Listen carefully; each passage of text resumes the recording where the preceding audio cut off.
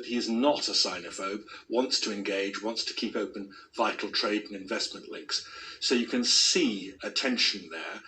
Yes, Britain has taken measures against China over the Uyghur Muslims and over Hong Kong and the suppression of freedoms there, but it hasn't yet moved to the position it's taken up with Russia of naming specific Chinese individuals, which would certainly open up grounds for even greater retaliation. I mean, it's been an extraordinary day. How to deal with Russia, a threat, but a declining power with a shrinking economy. How to deal with China, a rising power, which will almost certainly eclipse the United States in the second half of this century. Fascinating, James. Thanks very much again. James Robbins there, our diplomatic correspondent. Now, people in the UK, indeed across the world, will be living with coronavirus for a very long time, according to some of the UK's leading scientists giving evidence to MPs today. Among them, Professor Chris Whitty, England's chief medical officer, who defended his advice to the government on tackling the pandemic, saying that mass testing had to be abandoned because of capacity issues, and also defended the timing of lockdown.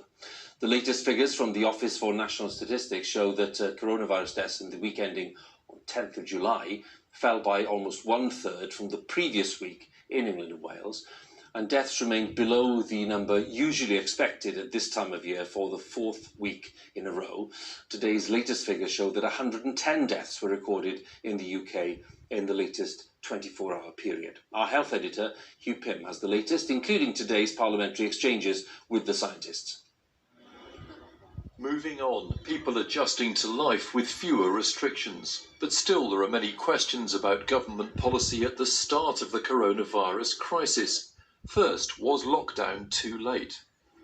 Streets emptied on March the 23rd when the full set of measures was introduced. Some have argued it should have happened a week earlier when only a partial lockdown message was used. MPs pressed the chief medical advisor hard on what he said at the time. I would have to go through all my notes to know exactly what conversation I had when.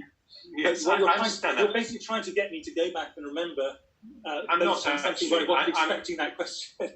MPs wanted to know what the SAGE Committee of Advisers was telling ministers. Were they following your advice? Ministers at the time, who were put in an incredibly difficult position, in my view, followed the advice given by SAGE, which are clearly signposted through the minutes of SAGE, with a delay that was no more than you would reasonably expect for what are really very difficult things to operationalise and decide. So was testing too slow? There's widespread capacity now, but in March, community testing was on a much smaller scale and was controversially halted.